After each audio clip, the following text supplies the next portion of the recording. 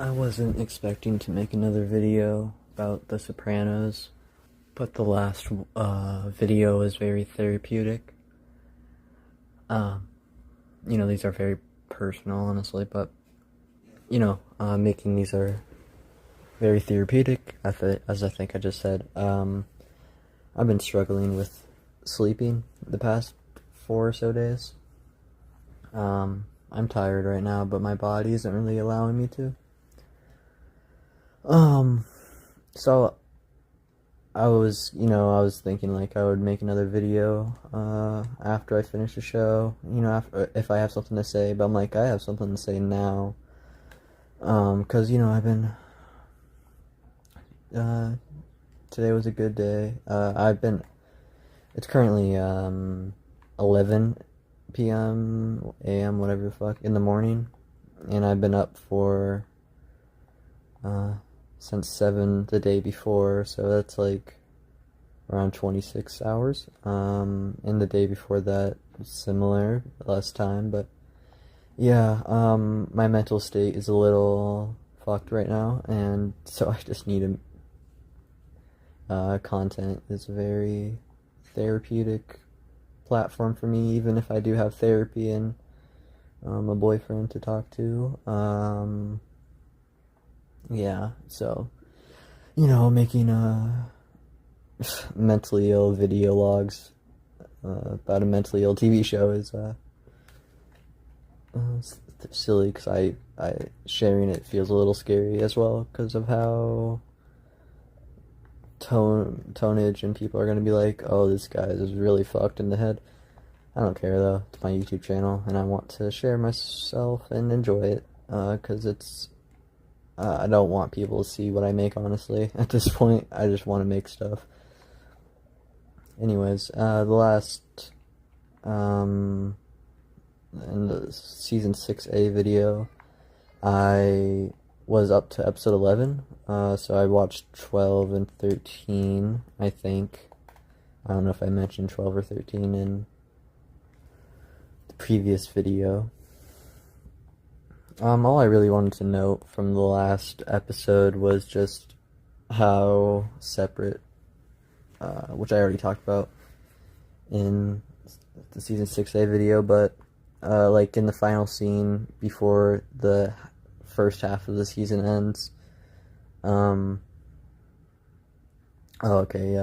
6A is only 12 episodes, so I was wrong. Yeah, I wanted to note how that final scene is just like Tony, Carmela, Janice, and Bobby, and Anthony Jr.'s girlfriend, who happens to be, I don't know the race, and Tony and Carm are mad at him for it, and I just think it's sad, because it's like they're focusing on that, but they don't notice how loving and caring Anthony is for the baby, and how loving and caring for the, it's like the first time in the show that you really see him happy like that, and the fact that they resent him for it is just fucked up a little, but it's just, it's because of what's going on around the show, and how Carm and Tony are at this moment in the story. So, yeah. But, yeah, and this show is really focusing on the concepts that are going on in my head a little. And that's honestly why, watching this at 3 in the morning while I can't sleep is stressing me out a little. I finished this 13th episode Sopranos home movies, and I just had to smoke a cigarette after I finished it, because even though I can't because of the pills I'm taking, yeah, just because it's how emotionally graphic it is. The 13th episode, God, I'm gonna be talking about that for a minute. And I'm gonna be recording this throughout my watch of the final half of season 6, so, the first part of this video is going to be very slow, because of how I'm already talking in the mental state I'm in, and I'm good. I really am good. I just I notice at a certain time of year, I get a little wonky mentally. I kind of like cycle thoughts, and I have like a million things in my head at once, and I feel like a creative, like I get a little manic, and not manic. I just like I'm simultaneously so elated and also self-hating. And the first time it happened last year was really bad. And I'm not even gonna go there because this is about the fucking Sopranos. So this time I already have the tools, and I already have my comfort people. Yeah. Yeah, I gotta mention that it's 11 in the morning, and I've been up for a whole day, and it's been like that for the past 3 days. Mainly because of how I've been smoking like 15 cigarettes a day. So I really have not been taking care of my body. Just like the characters in the show. Yeah, you really feel.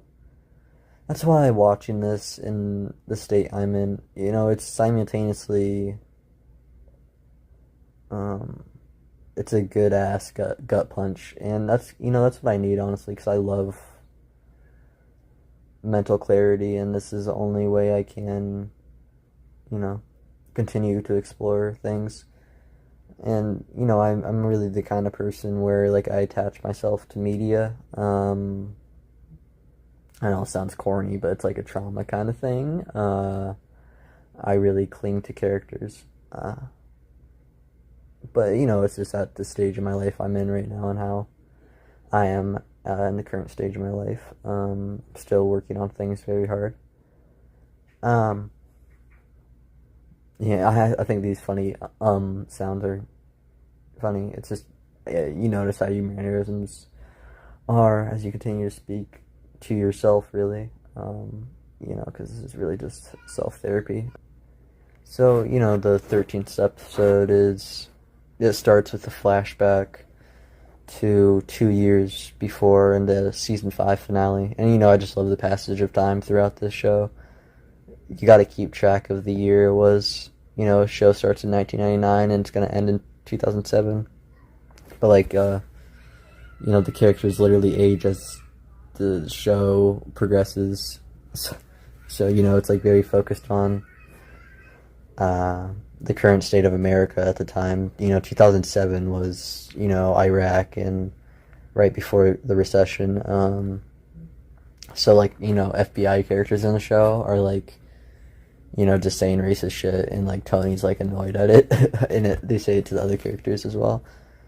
It's very simple commentary, and it's brought up a lot. Like Vito in 6A was lied to his kids about the reason he was gone was because he was in Iraq. So it's like it's brought up constantly.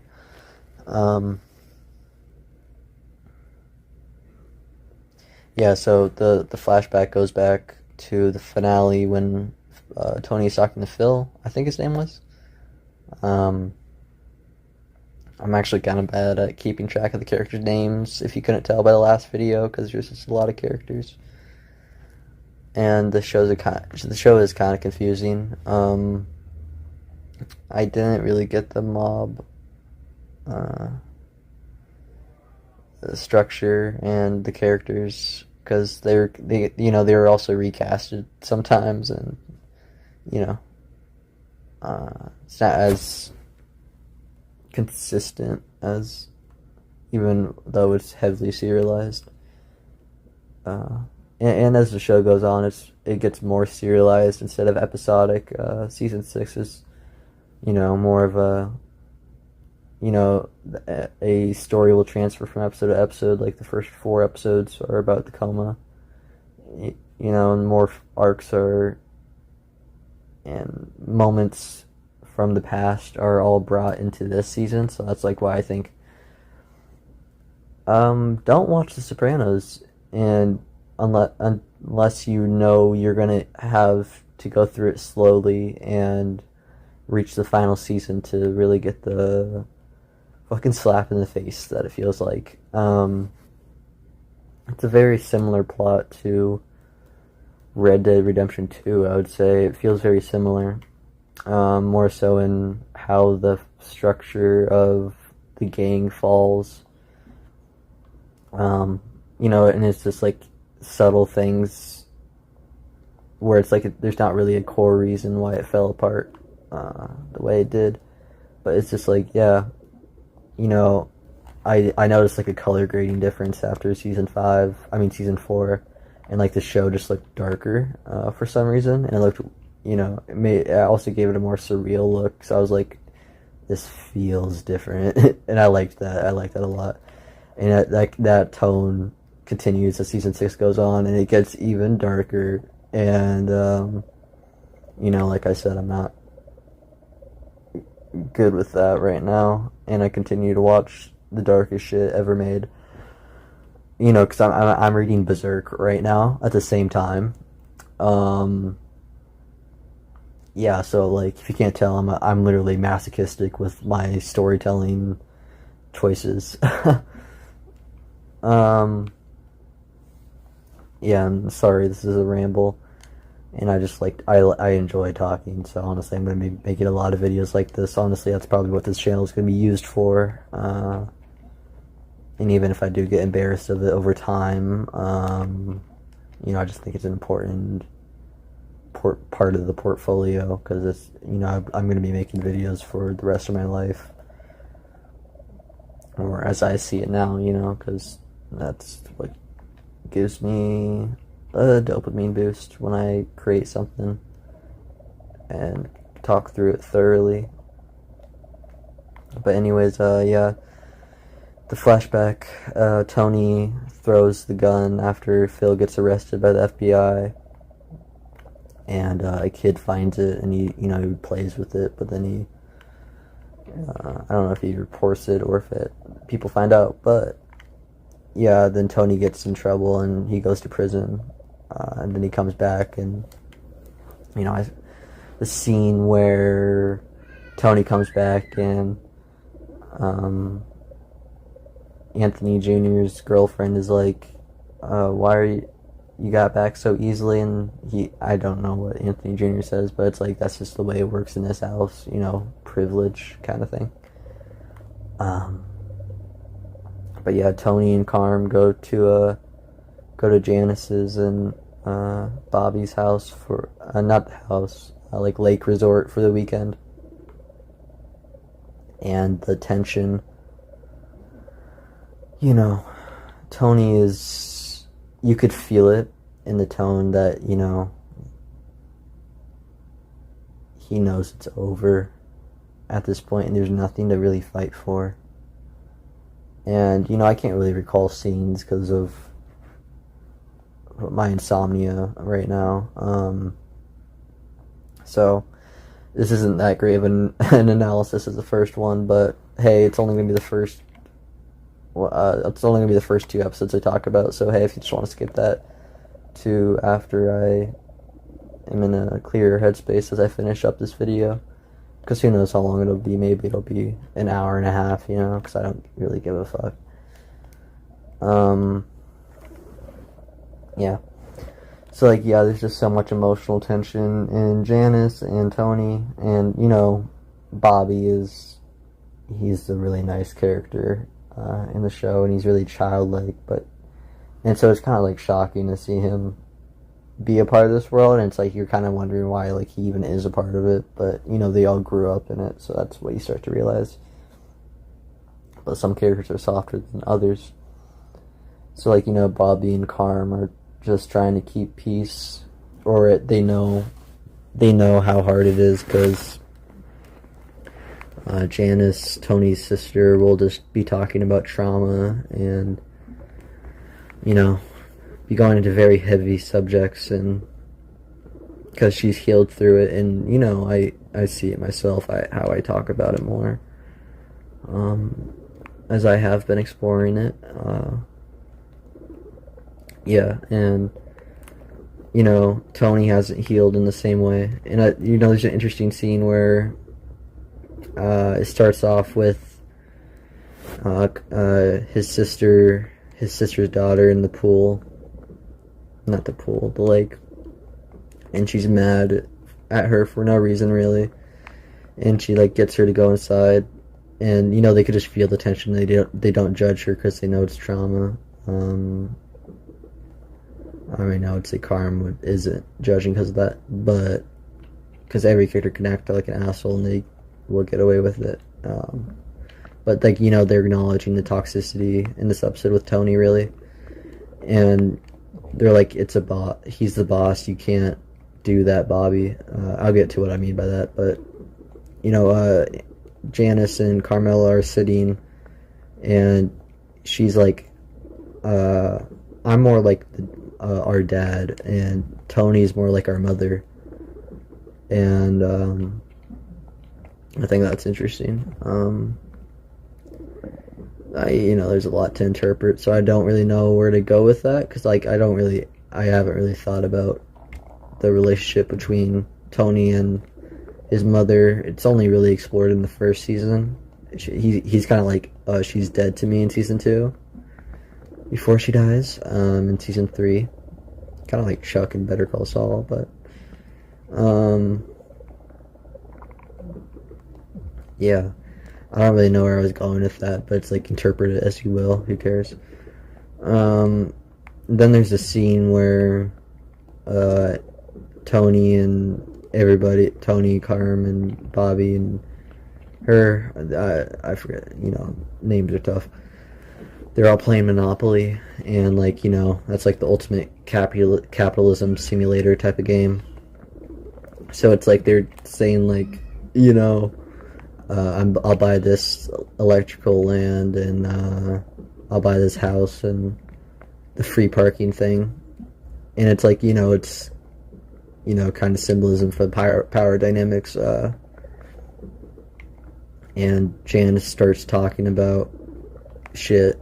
I can't really remember dialogue, so and Tony gets angry, and he starts talking shit about Janice, and says, implicates that she's a whore when they're younger, and like a bunch of shit from the past, like, because there's a lot of unresolved trauma. But where Tony is really the unhealed one here, and everyone is just trying to keep the peace. But Bobby's like, you really gonna talk to my wife like this? And he's like, you're right, I'm sorry. And then he continues, and Bobby just punches him in the face, and they get in a big fight. And what's horrible is Tony's choking out Bobby, and then he pushes Carmela over, and it's not like a horrible moment. She's just like, ow, and she hurt her back, and it's so fucked up. Bobby tries to leave after it happens. He like fucking crashes the car, and they're drunk, so it's it's just like a very realistic, and instantly, Tony wakes up after it.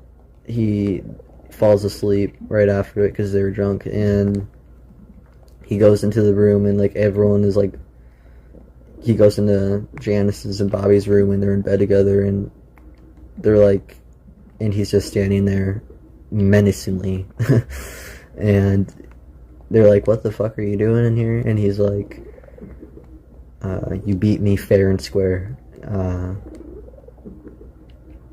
And I think it's funny, Tony, you do notice Tony is actually kind of aware, and like I never really noticed that he was until recently.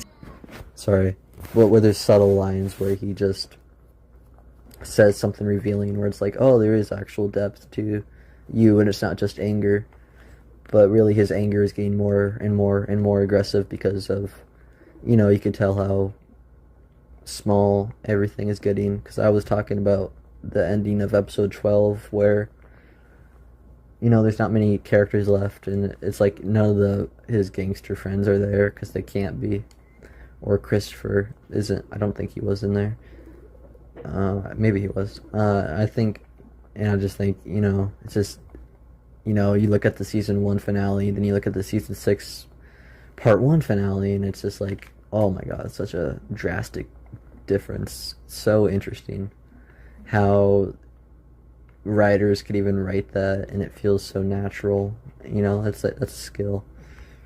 And that darkness makes so much sense. But the day after, Tony and Bobby go out, and like there's just so much tension, and Tony's still talking shit at Bobby, saying like, just saying shit to him, being like, I already forgot about it, I've done that myself, being like, talking about a situation, but being like, oh yeah, I forgot about it, that's a sign of what's really going on. You can't, we're all just chilling in this beautiful place, and there's just so much, because the families are all falling apart, dying left and right. And because of that, I think Tony wanted to make Bobby show him the murder, and it's really fucked up. You think at first, as they're driving in the Jeep, or whatever the fuck it was, I don't know, cars, that, Tony is gonna kill him because he's just so irrational and angry, and you really don't know what the fuck is gonna happen. But then, like, Bobby is sent to kill a person, and Janice is like, it's the right thing. I don't know if she knew or not. Like I said, 3 a.m. viewings. So like he kills this guy, and a brutal, like, this young kid, and he looks at a picture of, like, I don't even know who the person he killed was, but he looks at this picture, and it like shows this guy with his girlfriend, and their kid, and then he, like, brutally murders him, and it shows how uncomfortable he is. He's like, waving his hand, I don't know mannerisms, but you could just, and it's just fucked up. And then it shows Bobby getting back, and he sees his daughter, and he just grabs her and holds her while he looks out into the lake. And Tony was just making Bobby suffer, showing him what he's had to experience. I'm not saying it's right, I'm just saying that's what I feel like that was the reason. Coming home to your family after committing such violent acts and holding your daughter, it's just like, it's gonna change you. Violence changes everybody. And yeah, so yeah, that was that episode. And I think it's also, Tony's super reflective here, and he's super conscious of himself, kind of, but he's still very shit at his journey. And I can't really say exact reasons, because I don't really feel like I have that great of a psychological profile on Tony, because I just take him as is. I don't really like watch videos dissecting Tony, until I want to finish the show, at least, because I want to understand him and grow with him as I continue to watch. And season 6 is just so addictive, so I continue to watch. And while battling insomnia and, I don't know, stomach cramps, I don't know what I was saying. Fuck it. Yeah, so Tony gets a video as a birthday present from Janice, Well, it's also like funny the entitlement, because like when Carm and Tony were writing there, Tony was like, I don't want to talk about my birthday, and Carm was like, yeah, but you'll make a big fuss if we don't, just kind of entitlement shit, because he's a fucking man baby. But it's more of a place of like, please show me love, please, I'm begging, because everybody needs to be appreciated and should be. Yeah, and so Janice but gives Tony the video, the VHS tape or whatever, of the Soprano. That's what the episode is called, Soprano Home Videos, and like he watches it after after Bobby commits the murder, and he's reflective on family, but he's still it's just such a repugnant action, sending your guy, a close friend, honestly, with what was shown of them in the yacht, and how close they were, and like, we're gonna die together, but we're still committing these actions towards each other, mainly because of Tony's, like I was saying in the 6A video, Tony's lack of masculinity, and it's like really being shown of how much of an insecure little bitch he is. And I think that, when I was saying how shocking it was to see Tony actually be aware of himself, like the first time I feel like he said something, I was like actually self-aware. Yeah, so I'm going to talk about episode 14. So Christopher makes a movie, and this has been a movie that's been building up since season 5, and it's about, everything that has been happening, because Tony and Chris has like been really an outcast. He's like the young guy of the crew, and he's a part of the crew, but you notice as the show goes on just how they judge him, and like there's that scene with Tony and Tony B while they're talking about the going to the farm and recollecting childhood memories, because they've known each other since they were kids, and I don't really remember this scene, honestly, and can't blame me because of what's going on. And just the end of the scene where Christopher goes home crying. He's driving home and he's crying.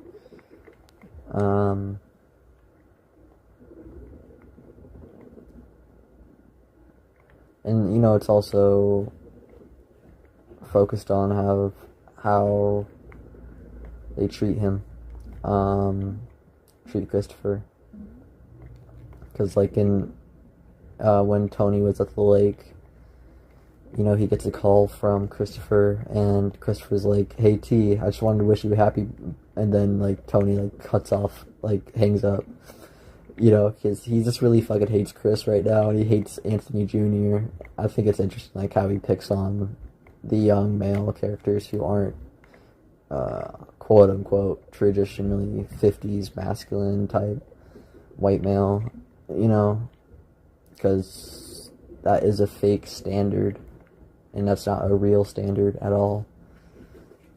And when you try to conform to that, it's just asking for trouble. Because if you're going to be a man, and if I was a man, but yeah, if you're going to be a man, you should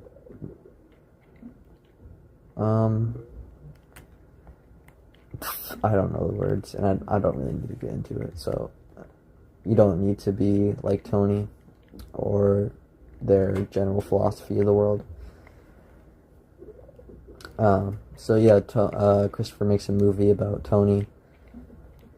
Not Tony, like the whole mob, really, because it's honestly like a trauma thing, because he's been making a movie or screenwriting the whole series.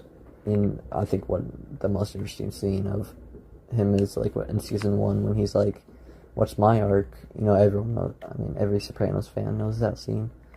And, like, Paulie being the antithesis of that, because, like, Paulie's the weirdo kind of, but he doesn't have an arc. You know, he's the least dramatic, but he also has some shit. And then, like, it shows them watching it all in the theater together, and it shows Tony being, like, an angry asshole, and, Tony wasn't angry at it, but he's, like, basement, white shirt, I don't know what he was wearing, but, like, white bathrobe, and, like, the throwing in anger, he's like, you think I didn't notice that? And Carm has been defending Tony more lately, like in that scene I was talking about with Janice, where she's like, Tony's more like her mother, and, Carmela continues to defend Tony, because, and I agree with her, honestly, with what she does say. Tony is a person that, is troubled, so, and I feel like if I was the wife of a guy like that, I would be the same way, and that's kind of sad, but, Stockholm syndrome, I wouldn't really have that. I don't feel like I have that personality, but, yeah, so mainly what I wanted to talk about with the movie was, the scene where Tony was in therapy with Melfi, and, he talks about the script, or the movie, and he's like, this is how Chris views me. Tony talks about how he knew Chris as a baby, right, and, like, how they would, I don't know what he was saying, but, like, how they went to the store together, and, yeah, like, this is how he fucking views me, yeah, he's not angry at all. It's a very sad scene, and it's very, less of the angry scene of the I hate my son, and more like, this is how you view me, and I don't judge you for it. But, like, I think at this point, like, he's already gonna kill him. I'm getting that vibe. Yeah, I think the line that stuck with me the most was, like, I've been coming here for years. I know too much about the subconscious now. And you're like, oh, Tony is finally acknowledging that, because I feel like the dream sequences are kept in the head of Tony, and they're not really, there's lots of fucking dream talk scenes in the therapy sessions, but, yeah, like, just seeing him acknowledge it like that, because this is the most you're gonna get, and that's kind of sad, but, I relate to that in my own personal, I've been going to therapy for about a year now, and it's similar. It was after a episode that I started going to therapy, because I kind of had to for my own safety, so I didn't commit, and I really understand the subconscious now, but, like, this, I'm still early in my journey, I'm still young, but I'm definitely different from most people because of mental things. Yeah, and also what I want to talk about is Chris, like, I talked about how I hate him, and I do, honestly, but, what he's been doing in the recent season, or episode, season 6B, is just, he's been going to AA meetings, and he has sober partners, and, he makes a screenplay with the guy, but he, like, it's more of a power relationship, because he beats the shit out of him multiple times to make the script happen,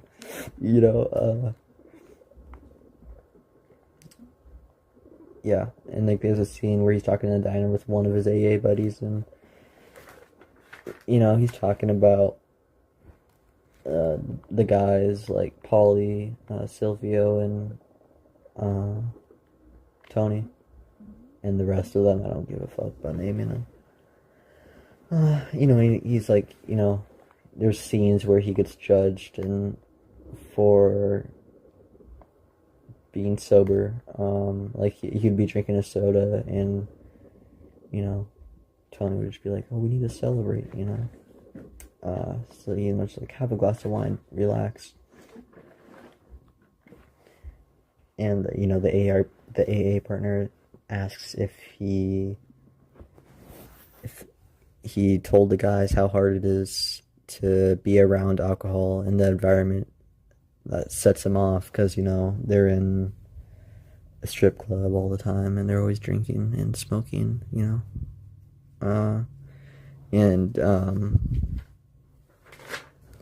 you know Chris says they don't give a single fuck, and it's he's really trying with these people, but they're fucking. He's the youngest one, and they're the mob guys, and I just think it shows male hierarchy so fucking good. Yeah, I wanted to talk about the Johnny cancer, but it's like I'm not really as interested in that subplot. But it was a good subplot. Yeah, so Johnny gets cancer in prison, and it's really sad. There's lots of, basically he gets told that he's gonna die in 3 months, but he dies earlier. And like there's this guy that talks to him on his deathbed, and he's like, he raises hope in him by being like, there's 1 to 2 years. I'm making dialogue sound stupid, but it's, when you read between the lines, it's like he's not saying, but you could tell what he's trying to do. And even with how horrible these people are, yep, the word of the day, empathy. Yeah, and I think the smoking is interesting with that, because yeah, hold on. Yeah, so Johnny smokes in prison, or when he's in prison before he dies. And like the guy that was talking to him to cheer him up, the janitor, he tells the wife, he was like really critical of it at first, but she's like, it's for people that are on their deathbed, it's a way of having control before they pass. Because, like he says, like, I'm gonna fucking die anyway, so who cares? And I feel like I would say the same thing with cancer, honestly. Not that it would ever come to that, but yeah, like I was saying earlier, I've been smoking a shit ton, and I'm gonna stop. It's just been I'm gonna have to get through some mental shit the next few days to not smoke and also be in a good mental space. Yeah, did I mention I also play video games while I make these videos? It's just coping, really. This is a whole cope, and it's really sad. Uh, anyways, yeah, that was basically all I wanted to talk about, anyway. Yeah. So I don't know if I'm gonna put this section in, but I've been I didn't expect to make a video as long as this. It's probably gonna be like a 3 hour, 2 hour, like fucking analysis at this point. But like I don't exactly know what I'm gonna talk about after I finish the last episode, called Made in America. I've been watching this the past few days, and been making this because of insomnia, and mental.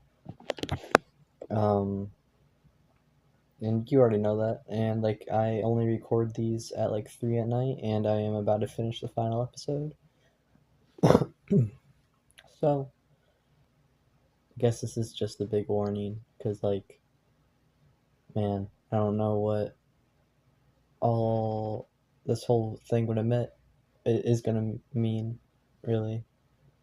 Because I'm kind of scared I'm not gonna really talk that good right now. Because I'm this show stresses me the fuck out, honestly. That's why I'm so slow with it, and that's why like I've been watching it specifically when I have insomnia. So yeah, shit.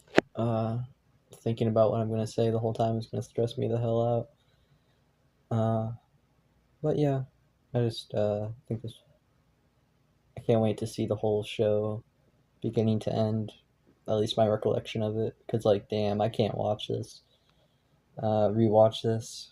Like this, the violence is a little senseless. It's a little misery pornish at times. Like, yeah. Okay, I haven't even like sponged it in for a second. My God, when Tony walks in the diner, oh my God, it's like euphoric. Like now, I have everything in my head after years.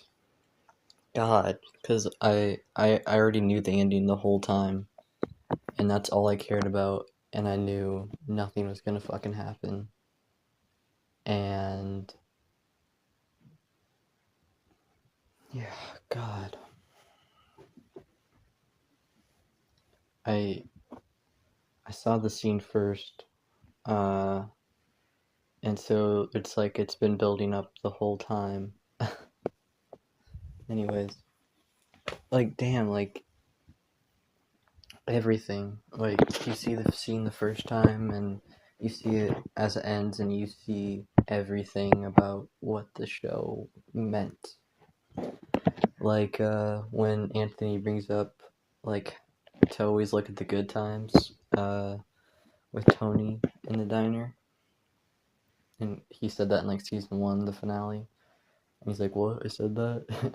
And then Meadow coming uh, to the diner, but she uh, is slowed down.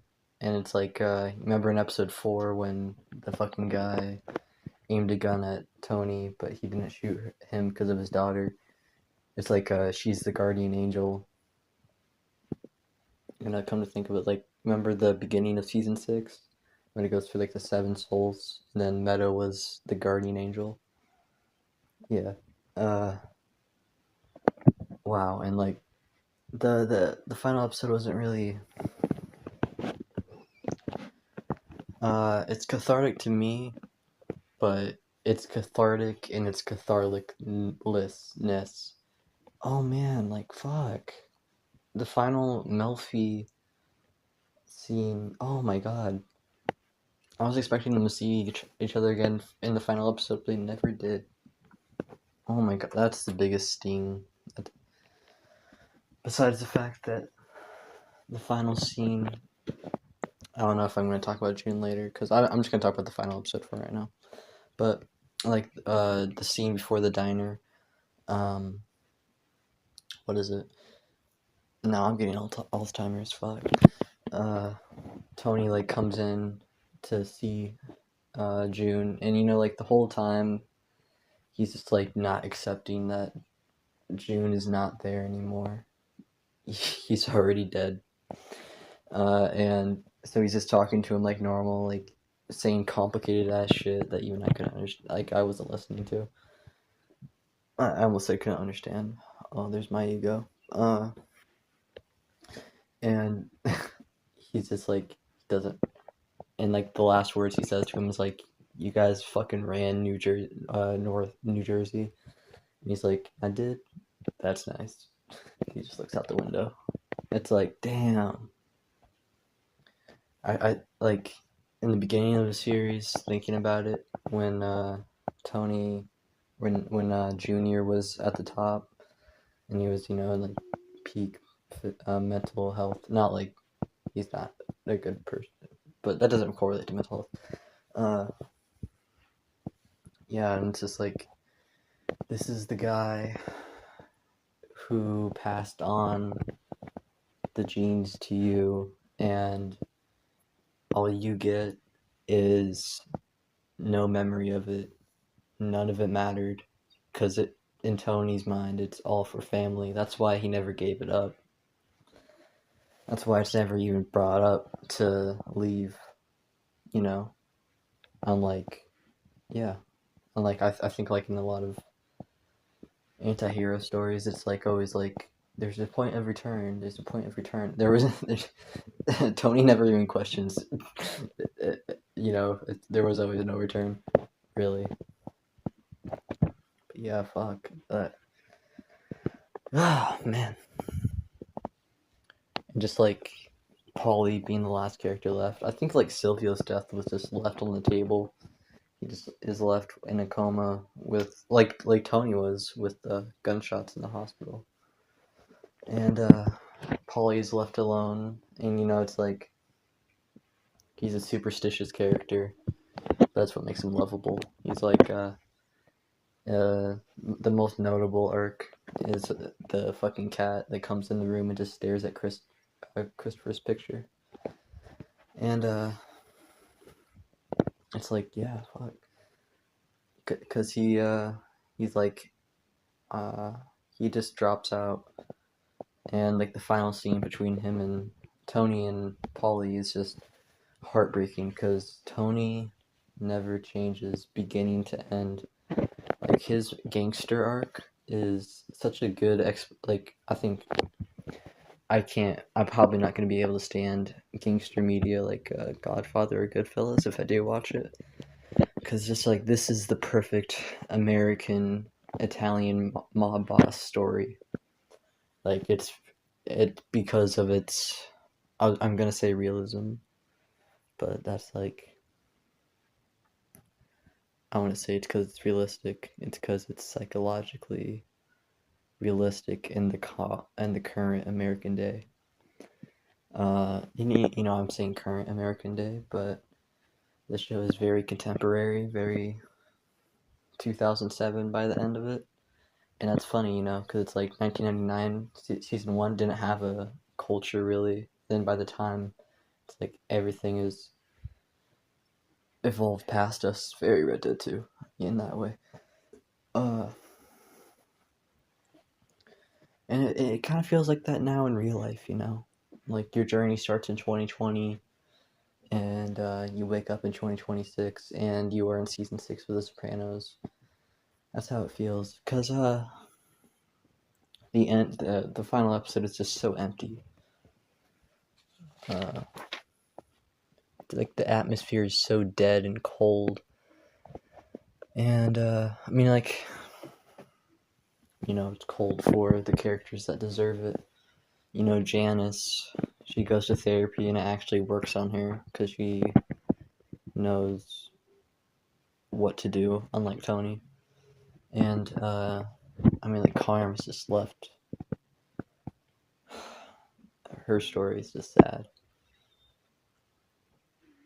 But AJ, he becomes a filmmaker, and it's like he takes after Christopher in that way. I guess like the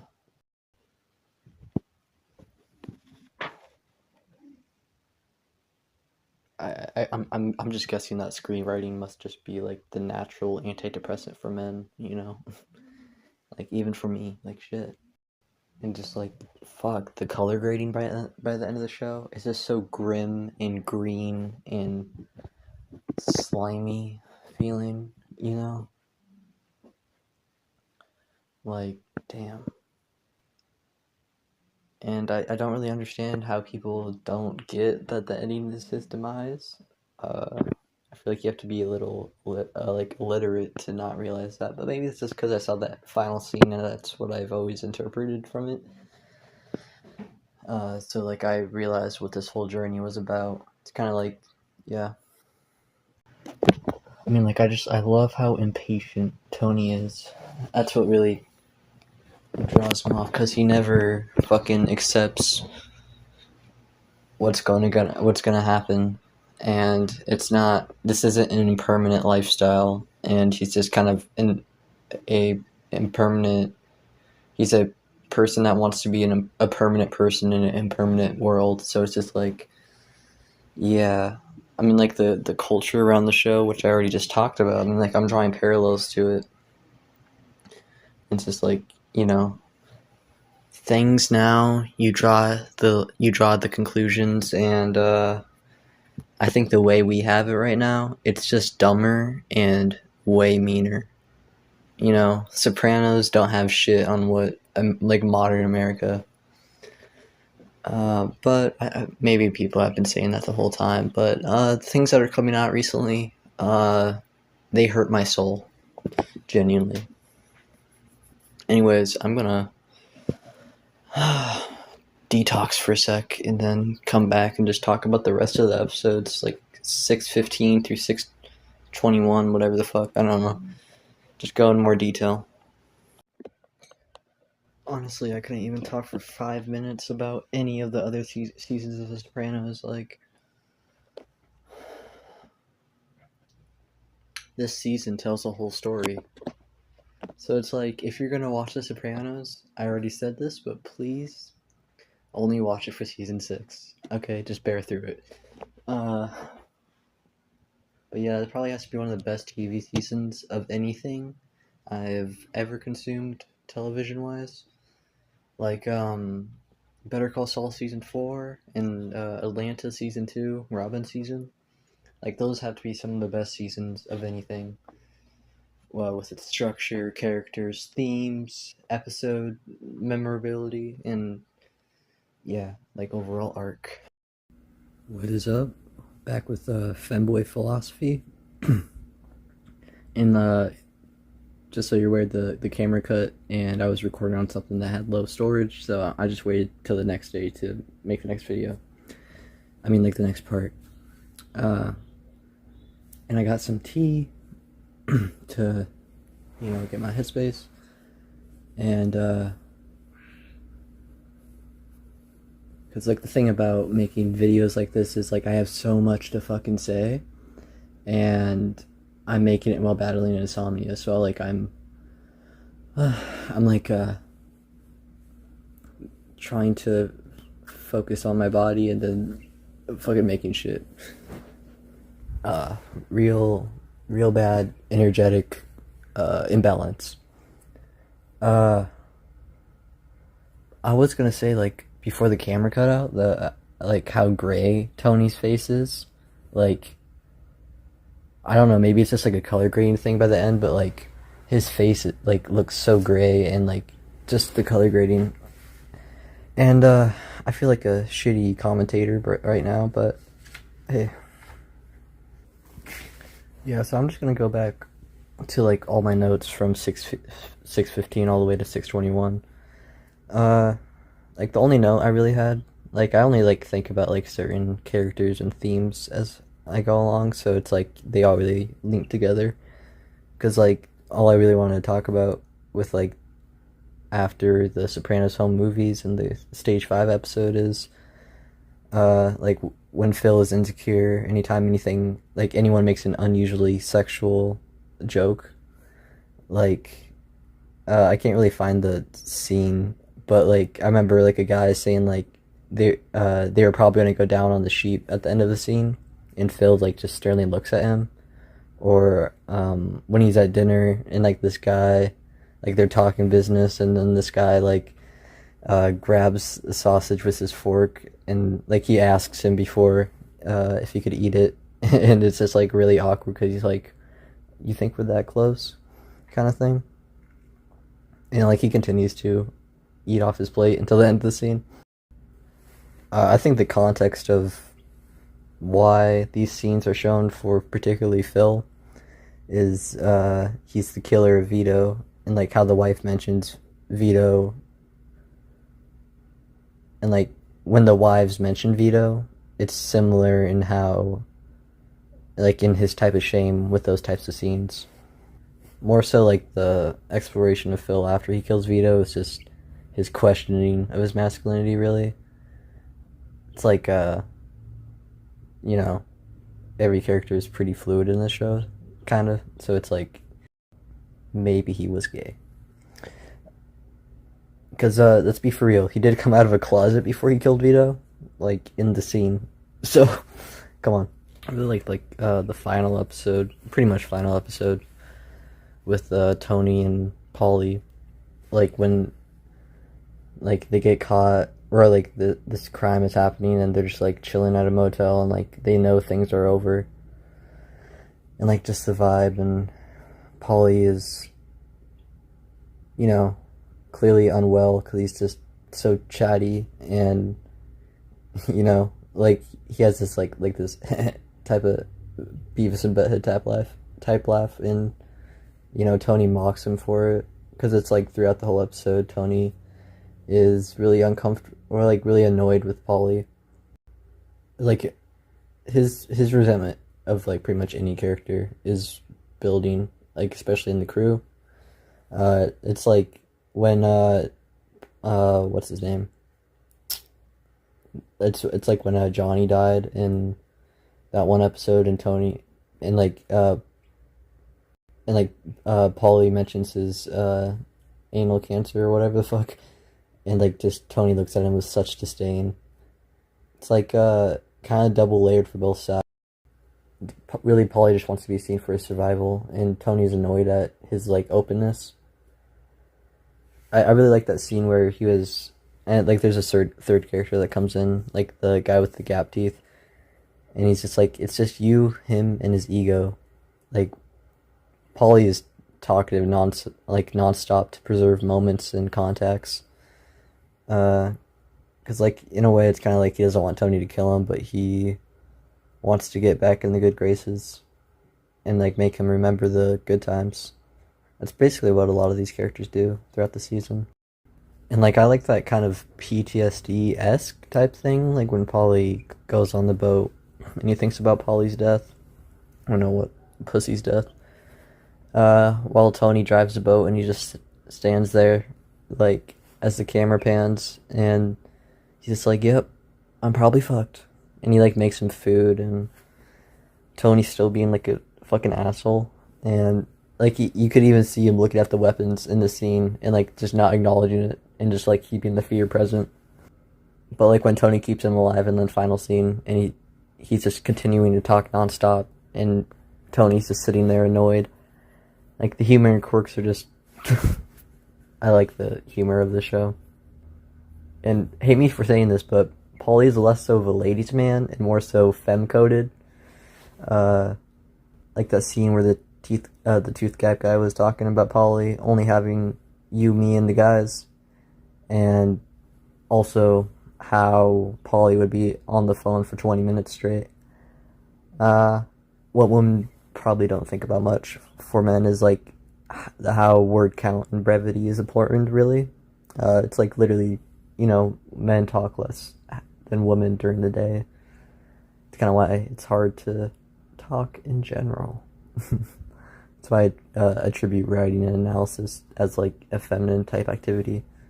Because like if I'm not in my space, like which I am right now, talking doesn't feel natural, and it just doesn't feel fun. And yeah, I don't really like making shit because it feels stressful. And yeah, I want to continue to get through the rest of it, but yeah, it's been a day. It's like, you always gotta know when to do and when not to do things. That's a thing I'm really struggling on in life right now. So I'm just gonna take a break for a sec. So yeah, I just took like a 3-hour long break and had a chalupa, and yeah, I'm just ready to talk about the rest of the show.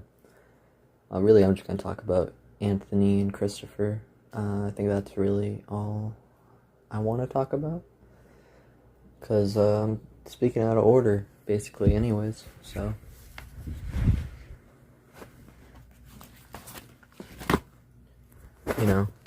Anthony tries to commit suicide because of his girlfriend from season 6A breaking up with him.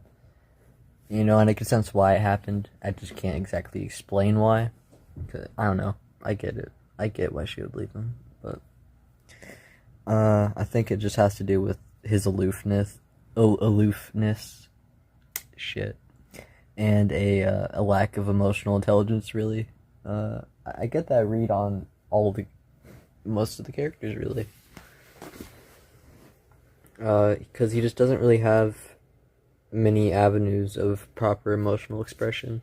Although he was more loving of her kid, he betrayed his father's role more so.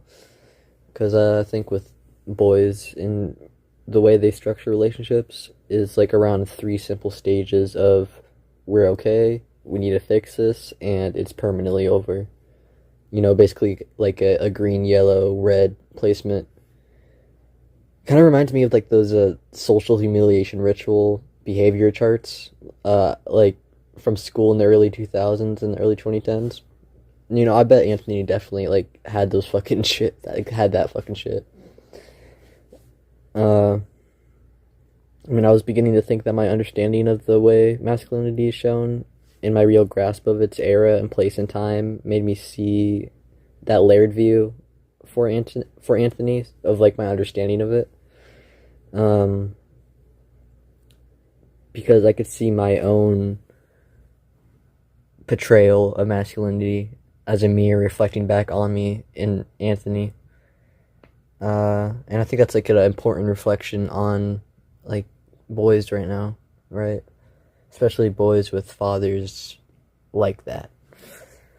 Uh, the way Tony quiets down, even though he wants to scream at AJ's suicide, it's just like, and then he like, softly, rubs his hair and just calls him baby. You know, it's just like he doesn't want to say it, but it's motherly.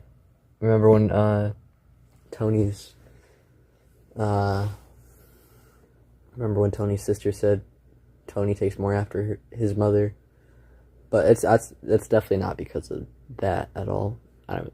There's really no connection there, but yeah, that's why it's hard to talk about this because it's just painful, and I'm gonna be happy when I am done recording this, because making videos about painful subjects is not fun, and I'm definitely not gonna play or watch or read anything that is making me as uncomfortable like this as it is.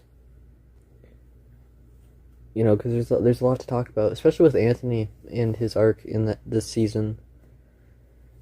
Because he just doesn't really conform to frat culture, even as much as he tries to.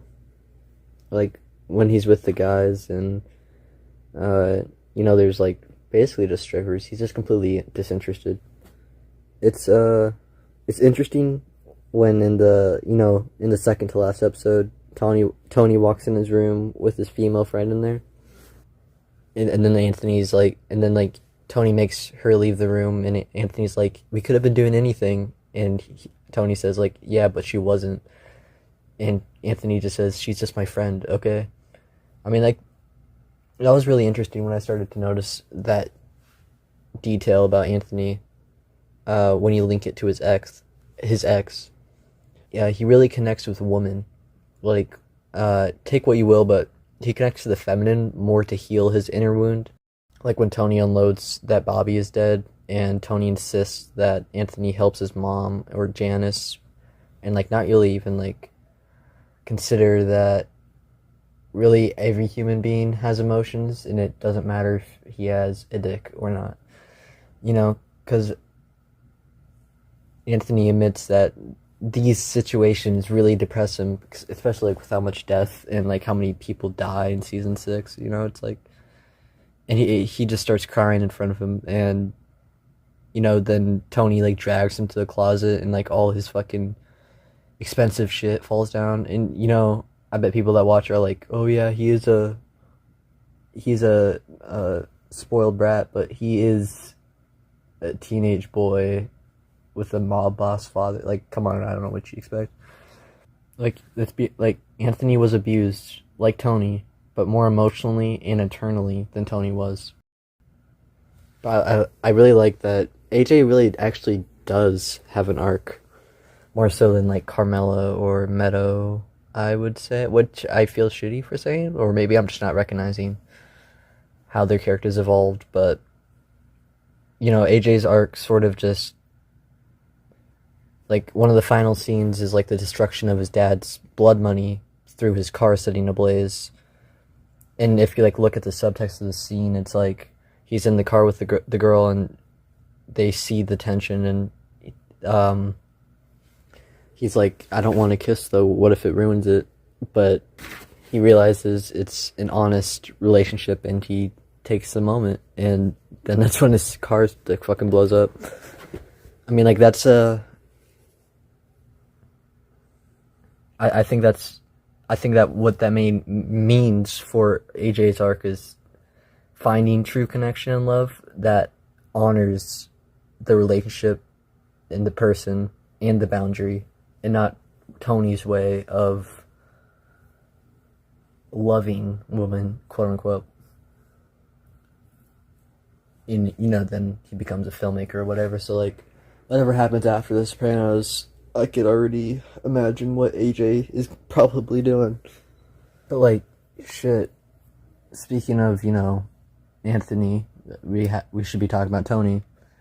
I really hate talking about Tony because just the way he acts at the end of the show is just, I hate it. And he's basically asking for death at this point, you know? You know, at the end, the final scene, he's just looking at the door the whole time, thinking someone's going to come in and kill him, and then, yeah, it happens. Like, Tony just does horrible things. Like, when Tony is forced, quote-unquote, to send Vito's son to conversion therapy for being a Marilyn Manson Hot Topic weirdo. But I'm just saying it's weird because of the era. But it was definitely eccentric and kind of funny. But I just noticed, I just noticed that the way Tony devolves is basically everything America is devolving in on its own masculinity. Like the way that Tony continues gambling and starts sports watching. And then, like, even after Christopher's death, he goes to a casino and hooks up with one of Christopher's exes, which is just, that's where the I get it scene comes from. And that's just, yeah, when you see the whole context of it, it's like, I get it for Tony, and I get it for myself, but I'm still an asshole, you know? But Tony's, you know, I mentioned this before, but just Tony's refusal to realize it's over. You know, Carm says he's scared to go down for the newspaper. She says, you know, there's always a rope hanging over his head. And I don't know, a piece of dialogue that kind of stuck with me is, he just says, I survived the gunshot wound, I'm up. Is that like, survivor's fatigue, you know? You're dead. You already died once, so how could it even get worse, you know? That's kind of why Tony devolves after the gunshot, really. He was betrayed. He was betrayed by Junior. And just the way his psychology, it's just sad. It's just like, I noticed the way the shots were getting so much closer in the therapy scenes. Or maybe I'm just delusional, because I don't know how the earlier seasons looked, but it just felt so much more close, and like I'm looking at his fucking pupils, you know? And just, I wrote down a little quote in the final scene, like before he leaves Melfi. He's like, after this is all said and done, after all this complaining and crying, after all this fucking bullshit, is this all there is? And apparently it was. No wonder I'm depressed. And as I'm going to continue going on with examples of Tony's toxicity, when Chris's AA partner says he's drunk, you know, after hanging out with the guys, and after he just continues to devolve, and just says he needs to make it through the night after, like, I think this is like third to final episode before he dies. And Christopher just says, you people are like robots. I've been ostracized by my friends. It's like, I just adore these scenes that show the lack of ability to show genuine thought and, like, earnest sharing, and how it makes men uncomfortable that they just break balls instead of I don't know, like I was. There's no emotional through line with every piece of dialogue. It's just so infuriating. You know, I'm a victim of myself. I'm a victim myself to this type of ball breaking, but these scenes reminded me of the final moments around men who are different in their emotional intelligence. You know, that's like what causes men to grow, to feel so disconnected. That's why speaking through the physical and not allowing to speak through consciousness, like when Chris talks about his baby, is important. And that's the thing I feel personally that honestly is something men, regardless of conventionality, just need to be allowed to breathe and explore. Having love isn't feminine. And you don't know the scene I'm talking about, so it's like, but like the final few scenes where Chris is just hates the fucking group and how much it sucks to be around them. And Chris's death just exemplifies everything I just talked about. And his death wasn't about being weak at all. The reason Chris crashes his car to begin with is because his emotional needs weren't even being met. It's not the heroin. He wanted to improve himself around people who abhor it. Chris's film was the art trying to atone. You know, he loved the men that would take his life. Like, loyalty doesn't mean care when it comes to men like this. I mean, I would just like to imagine a world where femininity was loved and heard as much as masculinity was and wasn't shamed. That's the problem with people like Tony and what the society creates. It's not that they're disloyal. It's not that people like Chris are disloyal. It's just that they annoy him. Just like looking at Christopher's eyes as looking at Tony, just looking at Christopher, looking at Tony, and not even fighting back as Tony plugged his nose, allowing him to choke on his own blood was just, yeah. This is literally all he gets from all that admiration and care that he's shown. And the thing that sucks with these shows is how morally complex they are. So like people just don't empathize or see the bigger picture as much. Maybe the fan base is forgiving of Chris's death, but I don't really look at how people talk about the show. Because you could defend my empathy for Chris as he was just as wrong in a specific type of way. He himself created the humiliation rituals just as much as the guys did with his film. He obtained his sobriety through screenplays, but still he continued to ignore his shame and marry a woman he did not love. But really the reason why is because he just wanted to be a man like the rest of the guys. I mean, people compare Chris to Jesse, and seeing his arc all the way through, I can understand what they mean because of Chris's placement and role in the story, but the thing is, Christopher's arc wasn't a arc, it was a demonstration of men breaking each other. Chris did everything he thought was right to stay right with men. That's why he was murdered, because he actually grew the fuck up and saw that these men that he was hanging around that were hanging with women half their age was childish, that they were just shameful little boys, too afraid to earn and respect their spiritual growth. And again, this is because the feminine doesn't grow and get nurtured alongside them. That's why patriarchal societies that only really consider men is yeah, my speech is just annoying right now. I have like a weird lisp thing. That's stupid. Although I'm not praising Chris, because then again, what was he besides a killer like the rest of them? Doesn't it have a little karma to it?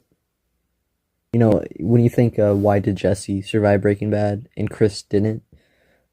I think it's pretty easy to explain because they're parallel and serve the same message in the opposite kind of way.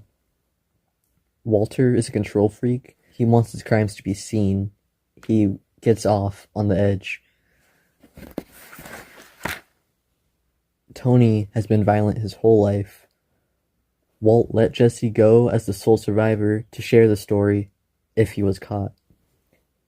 I'm taking context by saying that because Walt did care for Jesse, but he's a power hungry sociopath. So I think this could be a psychological factor that can be there. Tony killed Chris because he was maturing and coming to the same level of manhood as him, almost surpassing it a little as he played his role while also setting boundaries for what he needed. That made Tony uncomfortable.